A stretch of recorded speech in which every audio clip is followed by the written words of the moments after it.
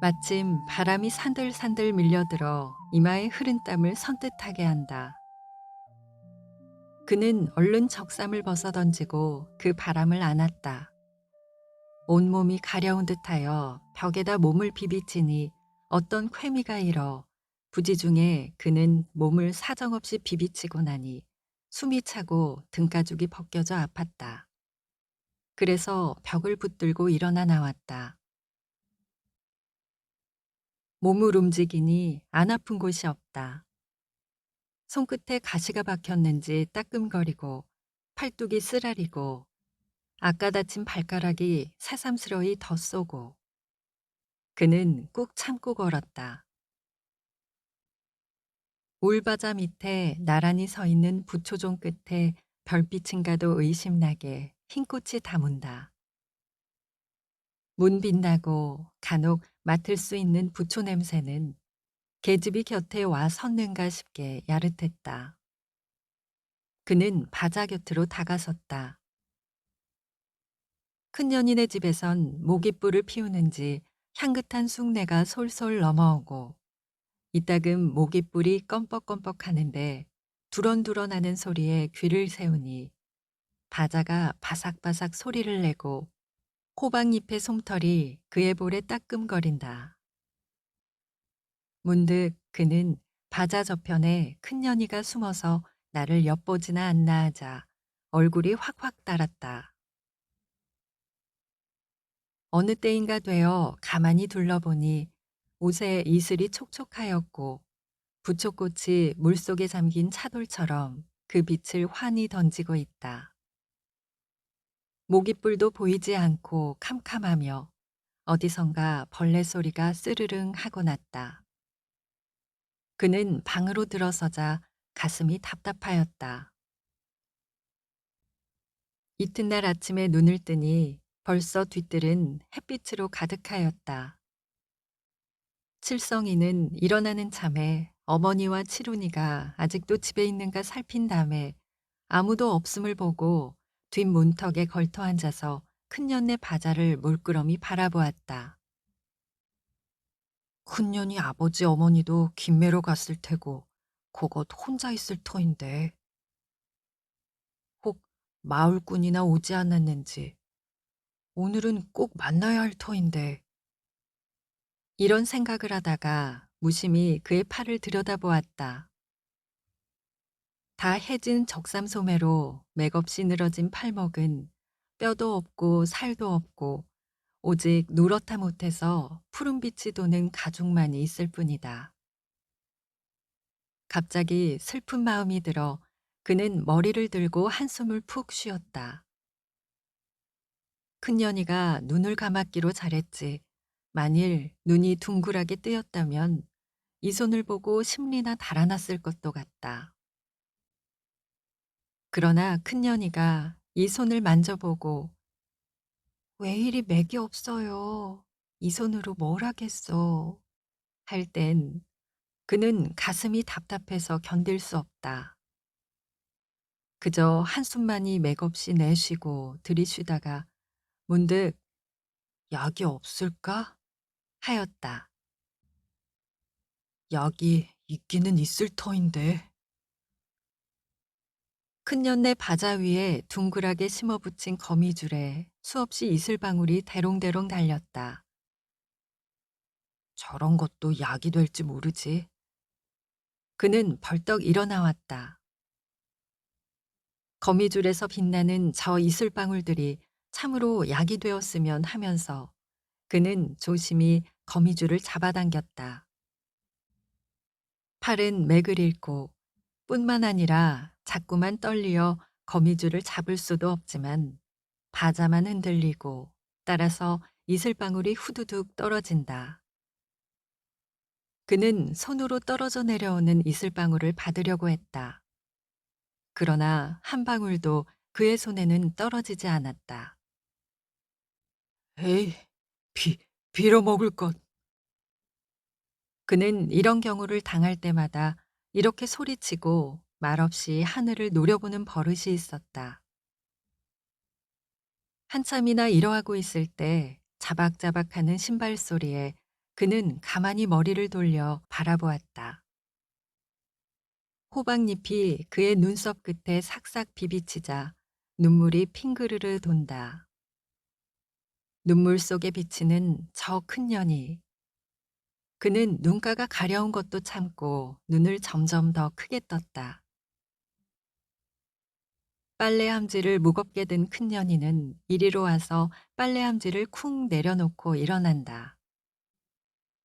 눈은 자는 듯 감았고 또 어찌 보면 감은 듯 뜬 것 같이도 보이었다. 이제 빨래를 했음인지 양볼에 붉은 점이 한 점 두 점 보이고 턱이 뾰족한 것이 어디 며칠 앓은 사람 같다. 큰년이는 빨래를 한 가지씩 들어 활활 펴가지고 더듬더듬 바자에 넣는다. 칠성이는 숨이 턱턱 막혀서 견딜 수 없다. 소리 나지 않게 숨을 쉬려니 가슴이 터지는 것 같고 백가죽이 다 잡아 씌었다. 그는 잠깐 머리를 숙여 눈물을 씻어낸 후에 여전히 들여다보았다.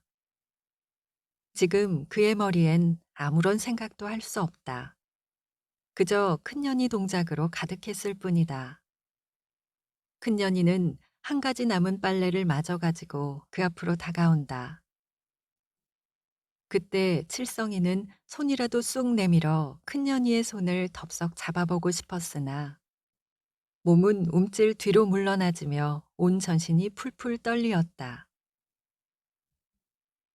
바싹바싹 빨래 널리는 소리가 칠성이의 귓바퀴에 돌아내릴 때 가슴엔 웬 새새끼 같은 것이 수없이 팔딱거리고 귀가 우석우석 울고 눈은 캄캄하였다. 큰년이의 신발 소리가 멀리 들릴 때 그는 비로소 몸을 움직일 수 있었고 또 호박잎을 젖히고 들여다보았다. 큰년이는 빈 함지를 들고 부엌문 쪽으로 향하여 들어가고 있었다. 그는 급하게 소리라도 쳐서 큰년이를 멈추고 싶었으나 역시 마음뿐이었다. 큰년이의 헤어진 치마폭 사이사이로 뻘건 다리가 두어 번 보이다가 없어진다.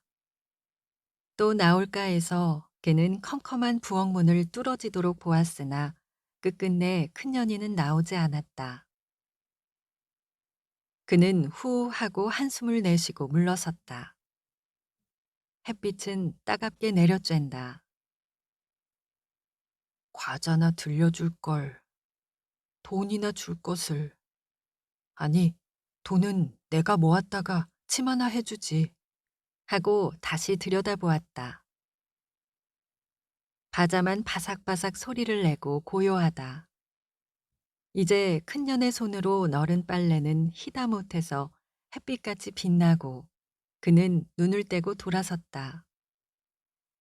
자기가 옷가지라도 해주지 않으면 큰년이는 언제나 그 뻘건 다리를 감추지 못할 것 같다. 정아, 나 사탕 좀. 돌아보니 칠훈이가 아기를 업고 부엌문으로 나온다. 그는 도둑질이나 하다가 들킨 것처럼 무안해서 얼른 바자 곁을 떠났다. 칠훈이는 저를 다그쳐 형이 저리도 급히 오는 것으로 알고 부엌으로 달아나가 살짝 돌아보고도 이리 온다. 나 하나만. 손을 내민다. 아기도 머리를 갸웃하여 오빠를 바라보고 손을 내민다. 아기의 조머리엔 종기가 자질하게 났고 거기엔 언제나 진물이 마를 사이 없다. 그 위에 가늘고 노란 머리카락이 이기어 달라붙었고 또 파리가 안타깝게 달라붙어 떨어지지 않는다. 아기는 자꾸 그 가는 손가락으로 머리를 쥐어당기고 종기닥지를 떼어 오물오물 먹고 있다. 아기는 그 손을 오빠 앞에 쳐들었다. 손가락을 모을 줄 모르고 쫙 펴들고 조른다. 칠성이는 눈을 부릅떠 보이고 방으로 들어왔다. 칠훈이는 문 앞에 딱 막아서서 흥흥거렸다. 정아, 한 알만 주면 안 돼? 시퍼런 코를 훌떡 들이마신다. 보기 싫다. 치룬이 역시 옷이 없어 잠방이만 입었고 그래서 저 등은 햇빛에 타다 못해서 허옇게 까풀이 일고 있으며 아기는 그마저도 없어서 늘 벗겨두었다. 동생들의 이러한 모양을 바라보는 그는 눈에서 불이 확확 일어난다. 눈을 돌려 벽을 바라보자 문득 읍의 상점에서 첩첩이 쌓인 옷감이 생각났다. 그는 자기도 모르게 손을 번쩍 들어 치루니를 치려 했으나 그 손은 맥을 잃고 늘어진다. 난 그럼 아기 안 보겠다야, 씨. 치루니가 아기를 내려놓고 달아난다. 그러자 아기는 악을 쓰고 운다. 칠성이는 눈도 거들떠보지 않고 돌아앉아 파리가 우글우글 끓는 곳을 바라보니 밥그릇이 눈에 띄었다. 언제나 어머니는 그가 늦게 일어나므로 저렇게 밥바리에 볼을 덮어놓고 김매러 가는 것이다. 그는 슬그머니 다가앉아 술을 들고 볼을 들치었다. 국에는 파리가 빠져 둥둥 떠다니고 밥바리에 붙었던 수없는 파리떼는 기급을 해서 달아난다. 그는 파리를 건져내고 밥을 푹 떠서 입에 넣었다. 밥이란 도토리뿐으로 밥알은 어쩌다가 씹히곤 했다. 씹히는 그 밥알이야말로 극히 부드럽고 풀기가 있으며 그 맛이 달큼해서 기침을 할 지경이었다.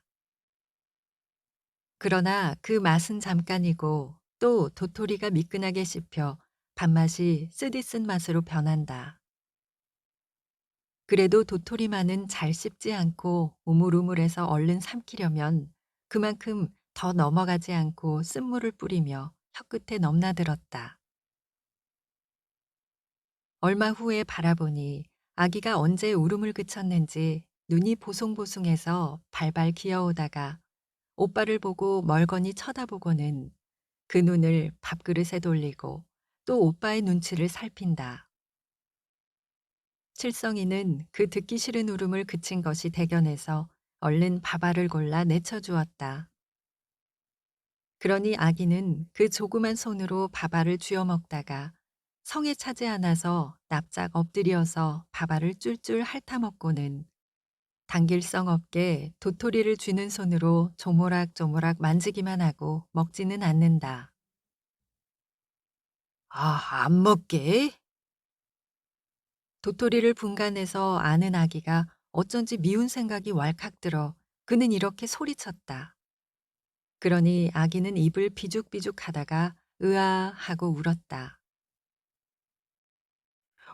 울겠니? 질성이는 발길로 아기를 찾다. 아기는 눈을 꼭 감고 방바닥에 쓰러졌다. 그 바람에 아기 머리의 파리는 웅 하고 조금 떴다가 곧 달라붙는다. 칠성이는 재차 차려고 달려드니 아기는 코만 풀찐풀찐하면서 울음소리를 뚝 끊었다. 그러나 그 눈엔 눈물이 샘솟듯 흐른다.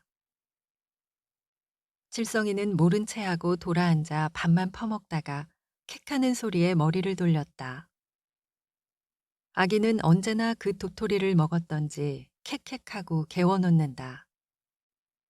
깨느르르한 침이 섞여 나오는 도토리 쪽은 조금도 씹히지 않은 그대로였고 그 빛이 약간 붉은기를 띠는 것을 보아 피가 묻어나오는 것임을 알 수 있다.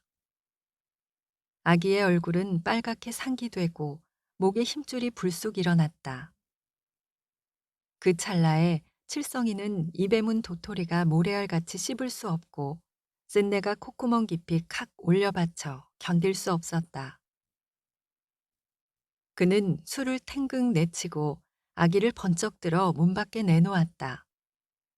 그리고는 뼈만 남은 아기의 볼을 짝 붙이니 얼굴이 새까매지면서도 여전히 느끼운다. 이번에는 밥그릇을 냅다 차서 요란스레 굴리고 옷방으로 올라오니 개우는 소리에 몸이 오시러워서 가만히 있을 수 없었다. 문득 갈자리 속에 과자를 생각하고 그것을 남김없이 꺼내다가 아기 앞에 팽개치고 뒤뜰로 나와 버렸다. 그는 빙빙 돌다가 침을 탁 뱉었다. 한참 만에 칠성이가 방으로 들어오니 방 안은 단 가마솥 같았다. 그는 앉았다 섰다 안달을 하다가 머리를 기웃하여 보니 아기는 손을 깔고 봉당에 엎드려 잠들었고 개워놓은 자리엔 쉬파리가 날개 없는 듯이 벌벌 기고 있으며 아기와 빠끔이 벌린 입에는 잔파리, 왕파리가 바글바글 들싼다. 과자. 그는 놀라 둘러보았다. 부스러기도 볼 수 없었다. 아기가 다 먹을 수 없고 필시 치룬이가 들어왔던 것이라 생각될 때 좀 남기고 줄 것을 하는 후회가 일며 치룬이를 보면 실컷 때리고 싶었다. 그는 달아나오면서 발길로 아기를 차고 나왔다. 손을 거북술에 깔고 몰아놓은 꼴이 눈에 꺼리고 또 야윈 팔다리가 보기 싫어서 이러하고 나온 것이다. 아기의 울음소리를 들으면서 그는 치룬이를 찾았다. 저편 버드나무 아래에 애들이 모여 떠든다. 옳지, 저기 있구나. 하고 씩씩거리며 그리로 발길을 떼어 놓았다. 몰래 몰래 오너라 했지만 치룬이는 벌써 형을 보고서 달아난다. 애들은 수수깡을 씹고 서서 칠성이를 힐끔힐끔 보다가는 히히 웃었다. 어떤 놈은 칠성이의 걸음 흉내를 내기도 한다. 치룬이는 조밭으로 들어갔는지 보이지 않는다. 그는 자풀에 얽히어 넘어지니 뒤로 따르던 애들은 허하고 웃고 떠든다. 칠성이는 겨우 일어나서 애들을 노려보았다. 이놈들도 달려들지나 않으려나 하는 불안이 약간 일어 이렇게 탁 버티어 보인 것이다. 애들은 무서웠던지 슬금슬금 달아난다. 애들 같지 않고 무슨 원숭이 무리가 먹을 것을 구하러 눈이 뒤집혀서 다니는 것 같았다. 이 동리 애들은 모두가 미운 애들만이라고 부지중에 생각되어 한참이나 바라보다가 걸었다. 이마가 따갑고 발가락이 따가운데 또 애들이 벗겨버린 수수깡 껍질이 발끝에 따끔거린다. 애들은 내를 바라고 달아난다. 그 무리에 치룬이도 섞여 있을 것이라고 그는 버드나무 아래로 왔다. 여기는 수수깡 껍질이 더 많고 소를 갖다 매는 탓인지 쇠똥이 지저분했다. 버드나무에 기대서서 그는 바라보았다. 저절로 그의 눈이 큰년이네 집에 멈추고 또 큰년이를 만나볼 마음으로 가득하다. 지금 혼자 있을 텐데 가볼까? 그러나 누가 있으면 무엇이 따끔하기에 보니 왕개미 몇 마리가 다리로 올라온다. 그는 툭툭 털고 다시 보았다. 멀리 큰년이네 바자엔 빨래가 희게 널렸는데 방금 나르려는 새와 같이 되룩되룩하여 쉬하면 푸르륵 날 듯하다. 있기는 누가 있어. 김매로 다 갔을 터인데. 신발 소리에 그는 돌아보았다. 개똥어머니가 어떤 여인을 무겁게 업고 숨이 차서 온다. 정 같으면 요새 성냥 많이 벌었겠구먼. 한갑 선사하게나. 하고 농담을 건넬 터인데 오늘은 울상을 하고 잠잠히 지나친다. 이마에 비지땀이 흐르고 다리가 비틀비틀 꼬이고 숨이 하늘에 닿고 그는 머리를 들어보니 등에 업힌 여인인즉 죽은 시체 같았다. 흩어진 머리 주제며 입에 끓는 거품골, 피투성이 된 옷. 눈을 크게 뜨며 머리카락에 휩싸인 여인의 얼굴을 똑바로 보니 큰년의 어머니였다. 그는 놀랐다. 해서 뭐라고 묻고 싶은데 벌써 개똥어머니는 버드나무를 지나 퍼그나 갔다. 웬일일까? 어디 넘어졌나? 누구와 싸움을 했나? 하고 두루 생각하다가 못 견디어 일어나 따랐다. 맘대로 하면 얼른 가서 개똥어머니에게 어찌된 곡절을 묻겠는데 다리가 말을 듣지 않고 점점 더 비틀거리기만 하고 앞으로 가지는 않는다. 그는 화를 덜럭 내고 몸짓만 하다가 팍 거꾸러졌다. 한참이나 버둥거리다가 일어나서 천천히 걸었다. 큰년인의 굴뚝에 연기가 흐른다. 옳구나. 큰년의 어머니가 어찌해서 그 모양이 되었을까? 또다시 이러한 궁금증이 일어난다. 그가 큰년인의 마당까지 오니 큰년네 집으로 들어가고 싶어 발길이 자꾸만 돌려진다.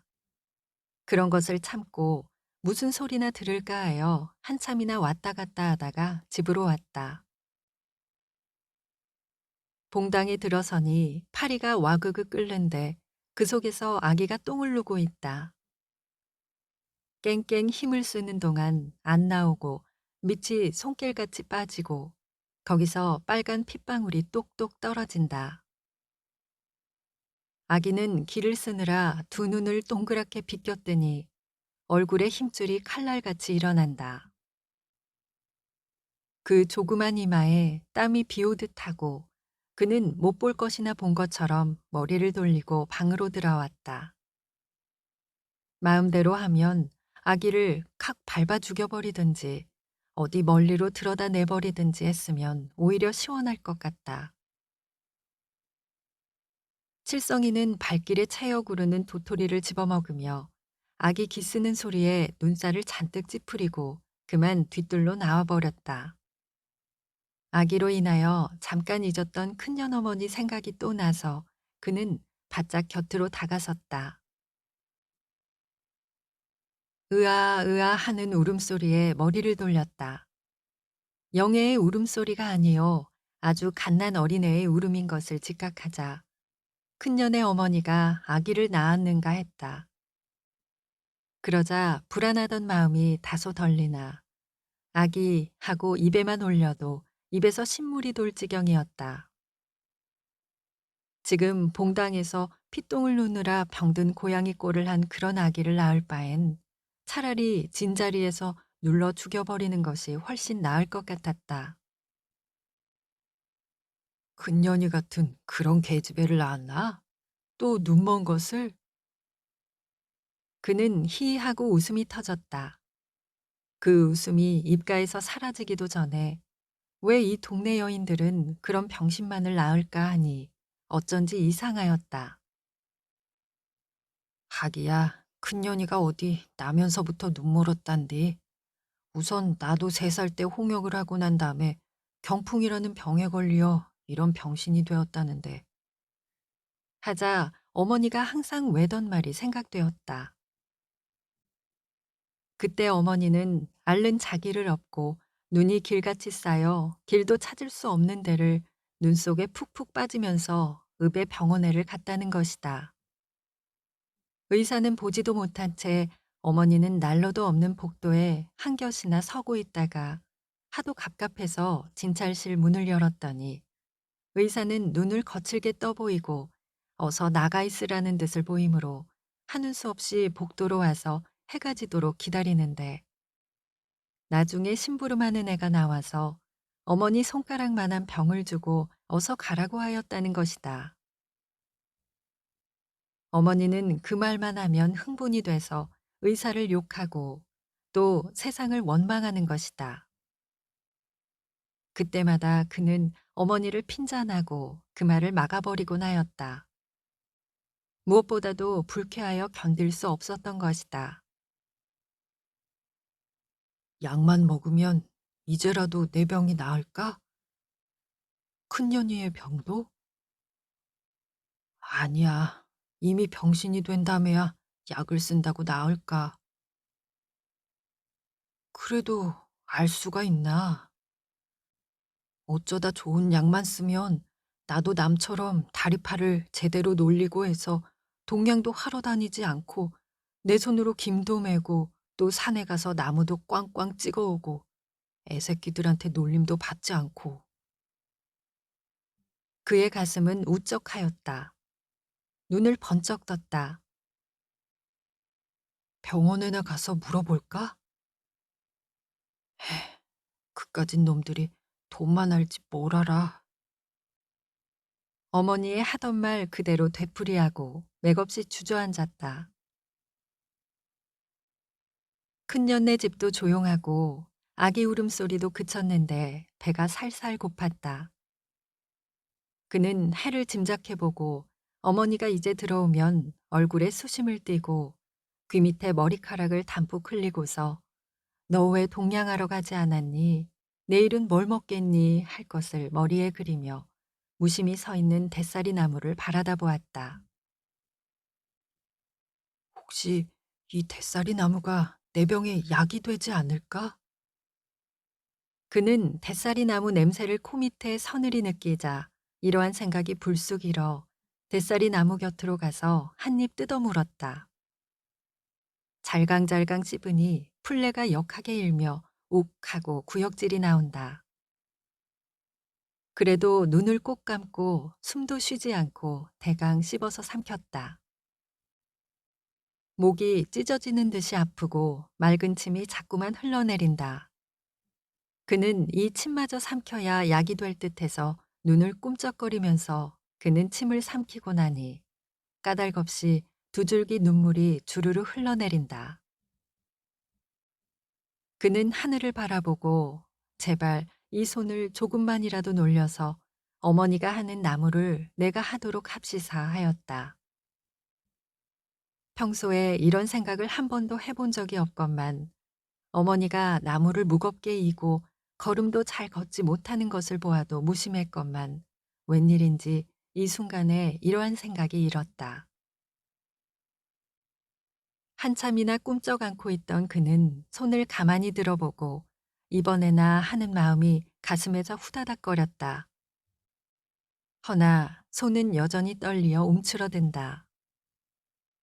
갑자기 욱 하고 구역질을 하자 땅에 머리를 쾅 들조이고 훌쩍훌쩍 울었다.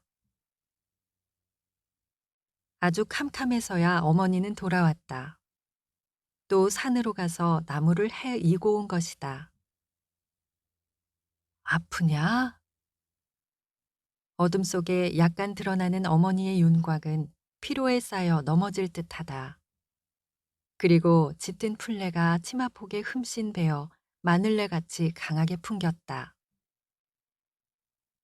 얘야, 왜 대답이 없어? 아들의 몸을 어루만지는 장작개비 같은 그 손에도 온기만은 돌았다. 칠성이는 어머니의 손을 뿌리치고 돌아 누웠다.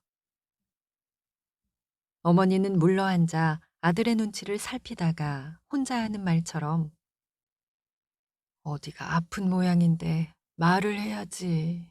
잡놈 같으니라고. 이 말을 남기고 일어서 나갔다.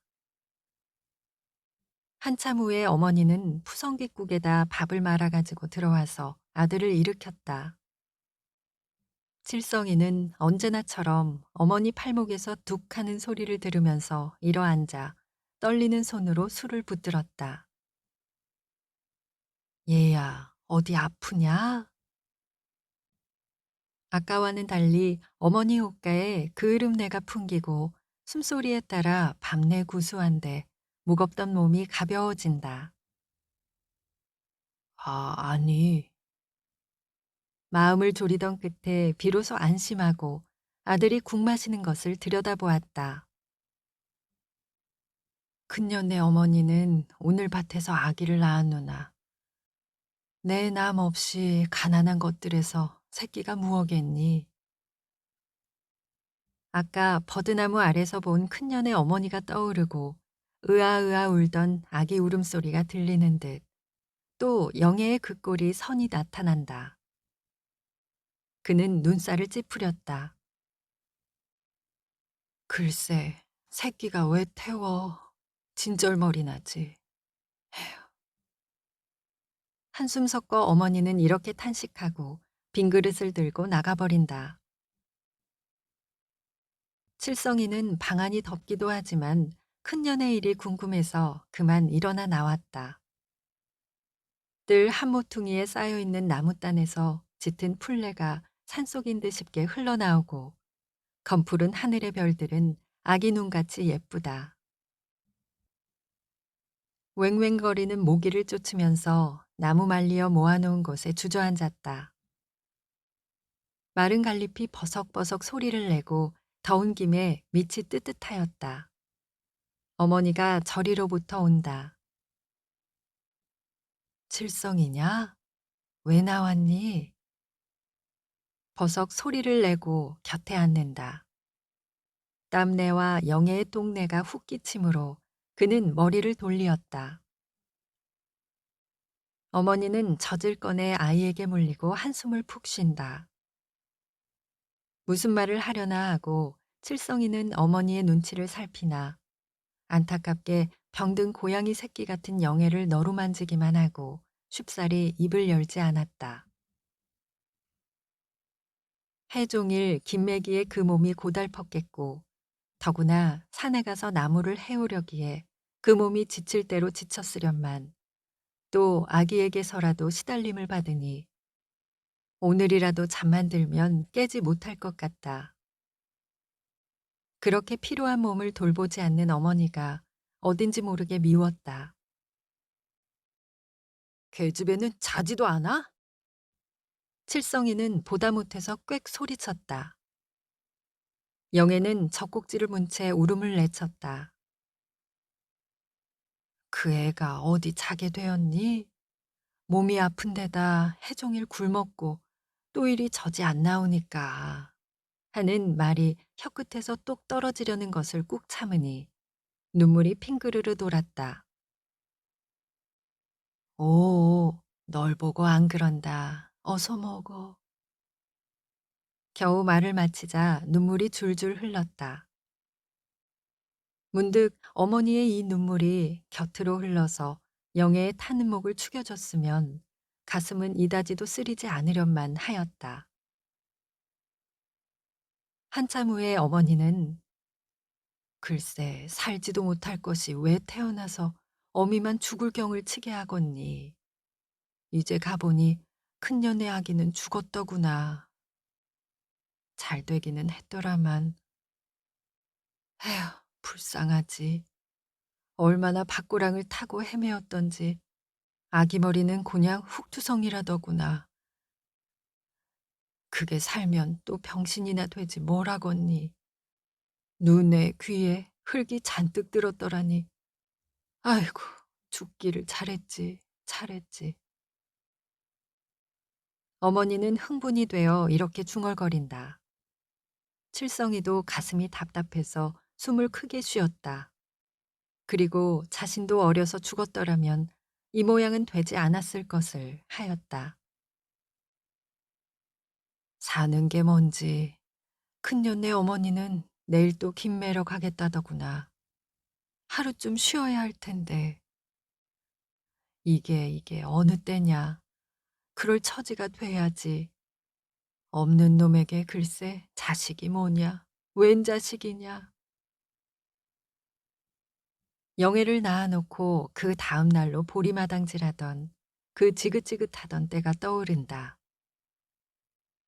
하늘이 노랗고 핑핑 돌고 보리 이삭이 작았다 커 보이고 도리깨를 들 때 내릴 때 아래서는 무엇이 뭉클뭉클 나오다가 나중엔 무엇이 묵직하게 메어 달리는 듯해서 좀 만져보았더니 사이도 없고 또 남들이 볼까 꺼리어 그냥 참고 있다가 소변 보면서 보니 허벅다리에 피가 흥건했고 또 주먹 같은 살덩이가 축 늘어져 있었다.